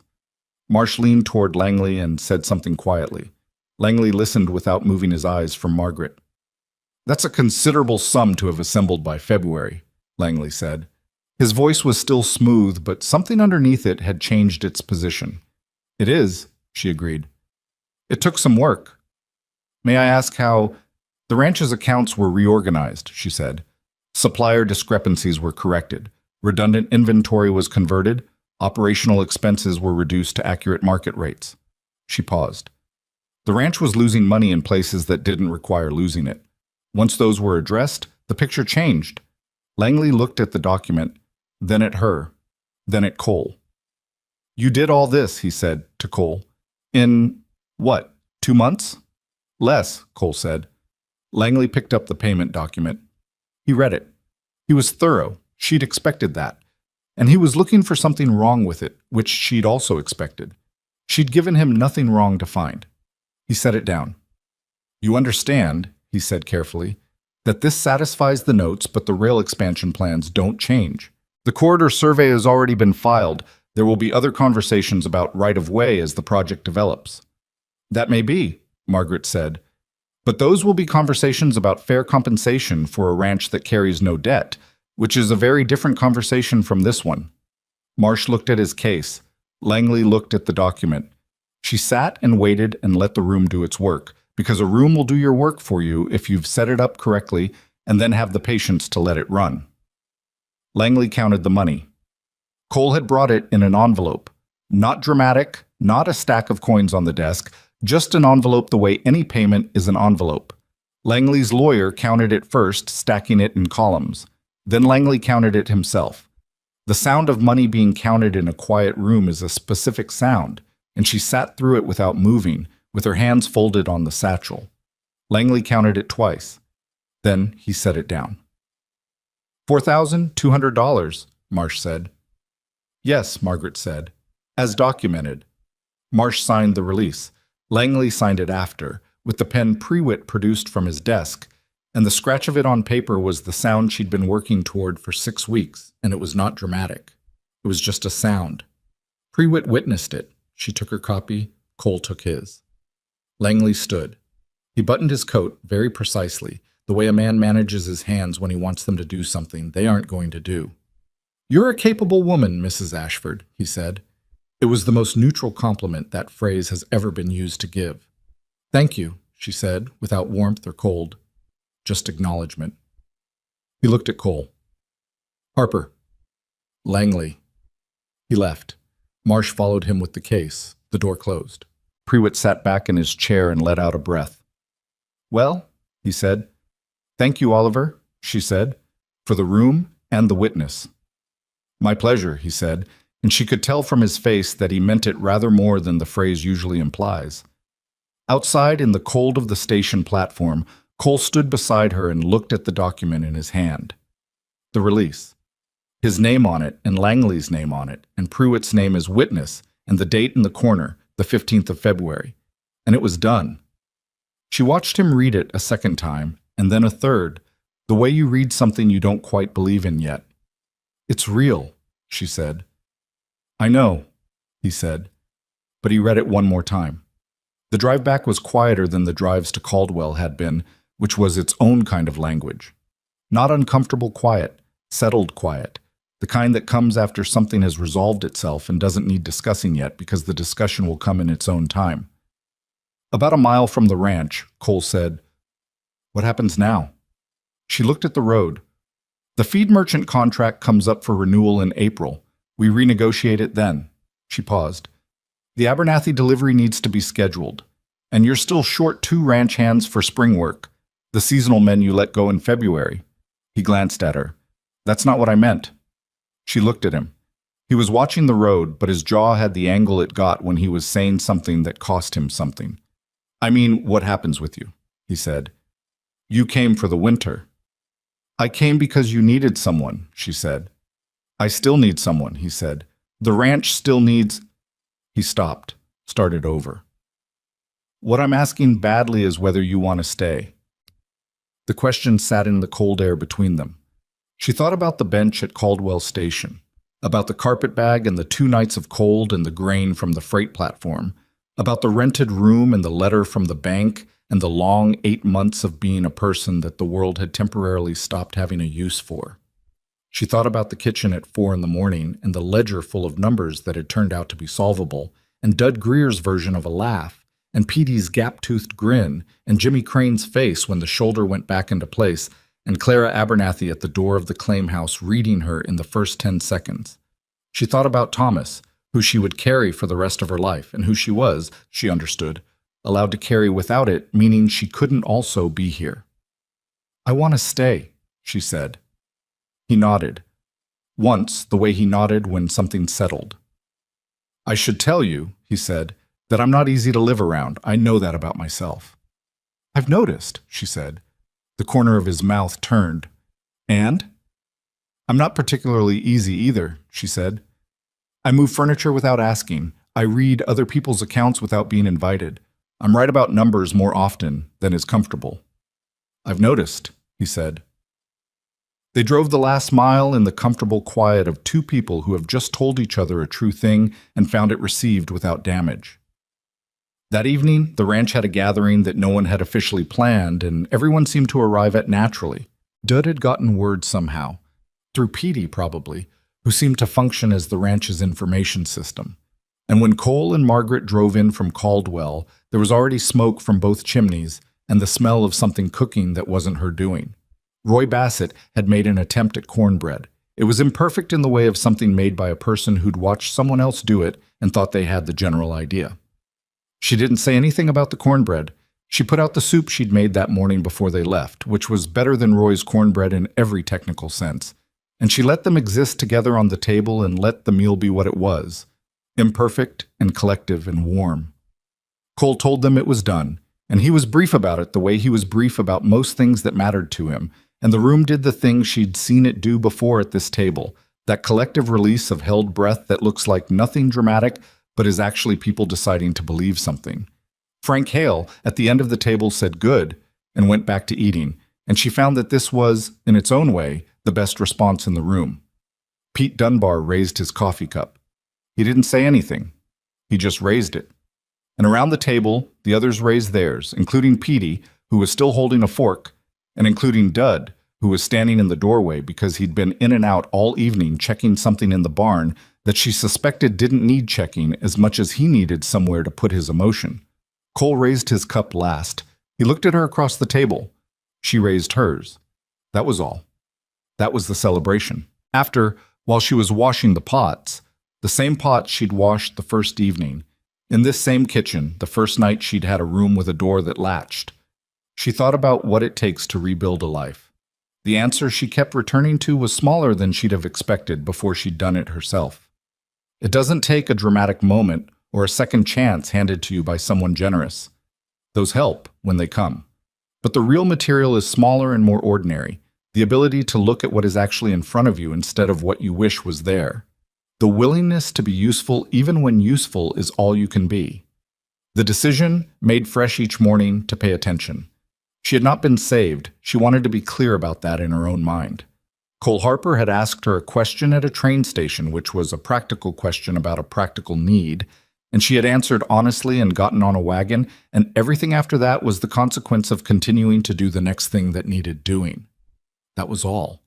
That was, she thought, enough of an explanation for everything. Thomas had always said she was better at the work than she gave herself credit for. She'd spent 40 years thinking he was being kind. She understood now that he'd been being accurate, which was different, and she thought she might have finally stopped needing the distinction explained. She dried the last pot and hung it on the rack. Spring came, as it always does, on its own schedule and with no particular regard for what you'd been through in the winter before it. The snow receded up the mountain by April, and the valley floor came back to itself, the brown of the frost-dead grass giving way to something that wasn't quite green yet but was trying. Cole rode out in the mornings to check the south grazing, and she could see from the kitchen window the far shape of him moving through the lowland, and it was a picture she'd grown used to without deciding to. The Abernathy fence went up on the south claim in March, with the posts and wire from Harper Ranch, and Clara came by one afternoon while Solomon was working the new rig, which moved through their intended field with the sound of something finally doing what it was built to do, and sat in the kitchen with Margaret and drank coffee and talked about things that had nothing to do with business, which was how Clara had decided to indicate she wanted to be friends. Margaret had accepted this. Dud renegotiated the feed contract in April. She'd prepared for it, and he'd gone and done it, and he'd gotten the rate within $2 of what she'd projected, and he'd come back and told her the number and waited with the expression of a man hoping to be told he'd done well. "That's within $2 of market rate," she said. "Is that good?" "That's very good," she said.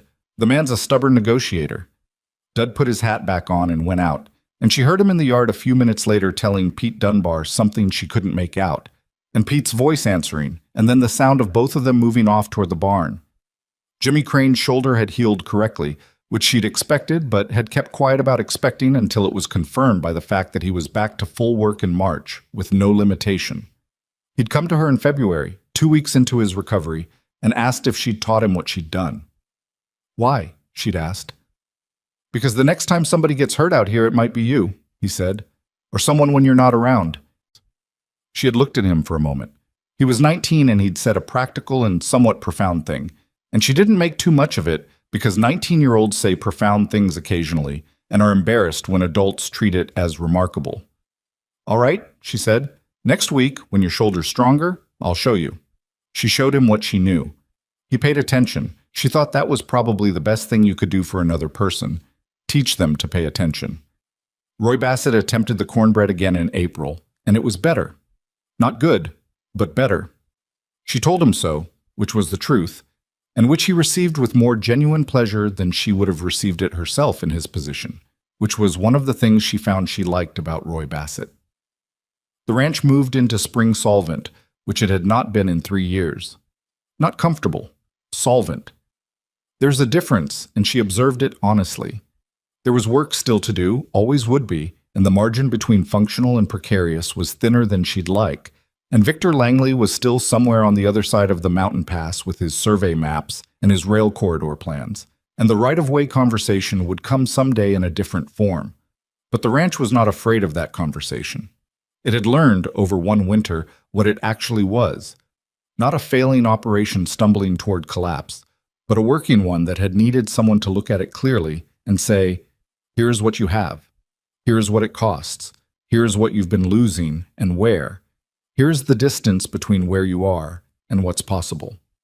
The distance had turned out to be closable, not easily, not without the particular exhaustion of doing necessary things in the right order for months without knowing if they'd be enough, but closable. One evening in late April, Cole found her on the porch. Her porch now, the kitchen porch, where she'd taken to sitting in the late afternoon when the work was done and the light came over the mountain at an angle that made the valley look like itself at its best. He sat down beside her on the bench that had been there since the house was built, which was a good 30 years ago, and showed it.